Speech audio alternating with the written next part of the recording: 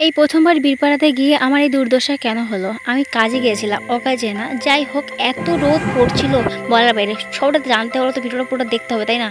তো চলো, আমি কেন গেছিলাম জানতে হলে পুরো দেখতে। আর হ্যাঁ, ছোটোবেলার অভ্যাসটা এখনও পর্যন্ত যায়নি। আসলে আমার সাথে কি হয়েছিল চলো দেখে আসি। শুভ সকাল সবাইকে। সবাই কেমন আছো? আশা করি সবাই অনেক ভালো আছো, আর আমি তোমাদের সাথে অনেক ভালো আছি। তো এই সকাল সকাল উঠে আজকে আমি পুজো দিয়ে দিচ্ছি, কারণ বাড়ি থেকে একটু বেরোবো,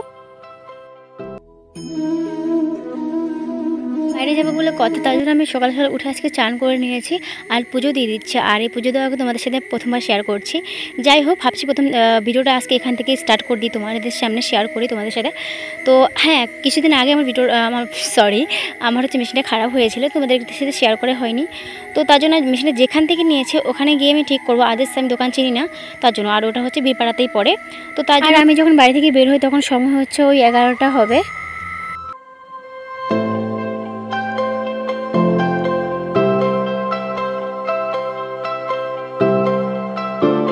এখন আমি বাজারটা পার হয়ে আমি এখন আছি, আমাদের পরে একটা বাজার আছে গদিখানা, তো ওখানে আমি আছি। আর বল না, নিজের থেকে পর ভালো, পরের থেকে তারপরটা আমি জানি না। তো ওদের সাথে আমরা গাড়িতে দেখা হয়, ওদের সাথে অনেক গল্প করি, প্রচুর গল্প করি। দেখো, ওদেরকে আমি চেনি না আর আমরাও, মানে ওরা আমাকে চেনে না, তবুও আমরা প্রচুর গল্প করি, মানে কিছুক্ষণ টাইমের মধ্যে আমরা মিশে যাই। তো যাই হোক, ওদের সাথে গল্প করতে করতে আমি কিছুক্ষণ টাইমের জন্য একা হয়ে যাই। আর যখন আমি একা হই তখন আমার মাথায় না অনেক কিছু ভাবে, মানে অনেক বিষয় নিয়ে ভাবনা চিন্তা হয়। সেটা হয়তো অনেক ক্ষেত্রেই হয়, মানে অনেকের ক্ষেত্রেই হয়, তো সেটা আমার ক্ষেত্রেও হয়, কেন হয় যায় না। তো যাই হোক, তোমার সাথে গল্প করতে করতে খুব শর্টে দিয়েছি আর আমি বীরপাড়াতে পৌঁছে গেছি। তো যেটা দেখে বুঝতেই পারছি, বীরপাড়াতে পৌঁছে গেছি। তো এখন কি হয়েছিল পুরো দেখতে থাকো, তারপরে বুঝতে পারবে যে কী হয়েছিল। প্রায় গাড়ি থেকে এখন সবাই নেমে গেছে, আর একটা হচ্ছে কাকিমা বলতে একটা লোক আছে। তো আমি গাড়ি থেকে, আমার থেকে খুচরো ছিল না, তো যে দোকানে আমি এসেছিলাম ওই দোকান থেকে খুচরো নিয়ে দোকানে হচ্ছে হচ্ছে লোকটাকে দিয়েছিলাম, মানে ওই যে ড্রাইভারটাকে দিয়েছিলাম, ড্রাইভার কাকুটাকে। তো তারপরে উনি হচ্ছে মানে 500 টাকা খুচরো ছিল, তো আমি 100 টাকা নিয়ে দিয়েছিলাম। তারপরে দেওয়ার পর আমি রিটার্ন করলো টাকা। তো এই দোকানটাতে আমি এসেছিলাম। তো মেন আমি আগে মেশিনটা রেখে গেছিলাম আর ঠিক করে স্টার্ট করে দিয়েছে, কারণ মেশিনে না অনেক কিছু প্রবলেম হয়েছে, এই কারণে কাজ করতে পারছিলাম না। তো আমি কিন্তু মেশিনটা এই দোকান থেকে হচ্ছে নিয়েছিলাম। আর ভাবছিলাম অন্য দোকান তো ঠিক করা যাইতো না, কিন্তু আমার কি মনে হলো যে যেখান থেকে কিনেছি, আমার যখন মেশিন আমি কিনি তো তখন হচ্ছে 1 বছর পার হয়েছে মনে হয়, এমনকি হয়নি, হয়তো পার হয়ে গেছে। কাগজটা আমার কাছে ছিল না, তো হারিয়ে গেছে, কোথায় যে রেখেছি আমি মনে নেই। তো যাই হোক, ওখানে ঠিক করা হলো, মেশিনটা চালিয়ে দেখলো। তারপরে আমি রিটার্ন হলাম কোথায় বলো তো, হচ্ছে আমি একটু বাজারের দিকে যাবো, মানে মার্কেটের দিকে যাবো। এটা হচ্ছে মার্কেটে একটু ওই সাইডটাতে ছিল, মানে ওখানে মার্কেটে ঢোকা যায়নি, তো ওখানে হেঁটে হেঁটে আমি এসেছি। তো আসার পর না আজকে মানে প্রচণ্ড রোদও পড়ছিল। হ্যাঁ, ওই আকাশটা দেখো, এক সাইডে রোদ, এক সাইডে হচ্ছে মেঘলা রয়েছে। আর প্রচণ্ড যখন হেঁটে এসেছিলাম, অনেক দূরে আমি হেঁটে এসেছিলাম, তো আখের দোকান দেখলাম, তো আখের রস একটু খেলাম। খাওয়ার পর আমি, এত রোদ পড়ছিল না, আমার ছাতা নিয়ে যাইনি, তো ভাবলাম দুপাট্টাটা দিয়ে একটু মাথার মধ্যে দিয়েছি যাতে একটু রোদটা কম লাগে। তো হ্যাঁ, আমি ওখানে গিয়েছি একটু ফোনের কভার নেওয়ার জন্য। অনেকদিন থেকে আমি ফোনটা কিনেছি, আমি একটা কভার অবধি কিনিনি। তো ভাবলাম একটা ফোনের কভার কিনি, যে কভারটা ফোনের সাথে মানে ফ্রি দেয় না, ওই কভারটা পিছলা থাকে। তো ভাবলাম পড়ে যাওয়ার মানে এসে থাকে, তো ভাবলাম একটা কভার নিয়ে নিই। আর না, অনেকগুলো দোকান ঘুরে আমি কভারটা পাইনি। তারপরে আমি আবার হচ্ছে রিটার্ন করে চলে এসেছি, কারণ হেঁটে গিয়েছিলাম, হেঁটে আসার না সাধ্য ছিল না। তার জন্য আমি ওখান থেকে এসে মেশিনটা নিয়ে দোকান থেকে মেশিনটা রেখে গেছিলাম।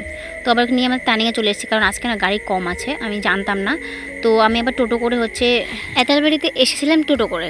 তো যাই হোক, ওখানে আর লোক ছিল, তো একটু ভাড়াটা কমই লেগেছিলো। তারপরে দেখেন এখানে না কী হয়েছিল, আমি না এই যে ময়ূর দেখেছিলাম বাগান পরে অনেকগুলো আসার সময়, তো বাগানে না ময়ূর দেখেছিলাম। তো হয়তো ক্যামেরাতে বোঝা যাচ্ছে না, কিন্তু আমি রিয়েল দেখেছিলাম। বাচ্চা ছিল, মানে একটা ভুরে 2-3টে ছিল, বাচ্চা ছিল। তো এই বাগানে তো অনেক কিছুই আছে। আমি কিন্তু ময়ূরটাই দেখেছিলাম, আজকে দেখেছিলাম, তাও ফার্স্ট টাইম। তারপরে ওখান থেকে আমি নেমে এতালবাড়িতে আমি নামি, টোটোটা আমাকে এতালবাড়ি পর্যন্ত আসবে, আর আমরা আর যাবে না। তো এখানে একটু দাঁড়ালাম। দাঁড়ানোর পরে ভাবলাম যে খগাটা কেন দাঁড়াবো, আমি বাজারেতে এখান থেকে যখন দাঁড়াইছি টাইম আছে, তো এখান থেকে একটা দোকান ছিল, তো ভাবলাম কী কী খাওয়ার নেওয়ার কথা ছিল, তো ওগুলো নিয়ে নিই। সকালবেলা ওই যে খিদা পেয়ে যায়, সকালবেলা আমি চা আবার খাই না, অনেক সময় খাই, লাল চাটা খাই, দুধ চাটা আমি খুব কম খাই, খুব কমই খাই ধরতে পারো যে। তারপরে এখান থেকে আমি স্লাইস নিলাম, তারপরে এই যে বিস্কিটটা নিলাম, এটাকে মিষ্টি মিষ্টি করে খুব মজা লাগে। তারপরে বোনের জন্য একটু কুরকুরি নিয়েছিলাম। তারপর একটা কলকেট নিয়েছিলাম, এতটুকু নিয়েছিলাম আমি। তারপরে হ্যাঁ, আরেকটা জিনিস নিয়েছিলাম, সেটা হচ্ছে কি এটাকে কোকাকোলা বলে, তো এটার কাহিনী কী হয়েছিল, আমার কাছে না টাকা ছিল না বেশি একটা, আর আমার না জল পিপাসা পেয়েছিল, তার জন্য এটা জলও হয়ে যাবে, কোলাটা খাওয়া হয়ে যাবে, এই জন্য আমি এটা খেয়েছিলাম বাচ্চা মানুষের মতো, মানে আমার ভালো লাগে। ও আমি আবার কাটতে পারিনি, হ্যাঁ দাঁত দিয়ে না কাটা যাচ্ছিল না, যারা তোমরা খাও তারা বুঝতে পারবো, বাচ্চারা তো একদম বুঝতে পারে যে কাটা যায় না দাঁত দিয়ে, ওটা মানে কেটে কাটতে হয়।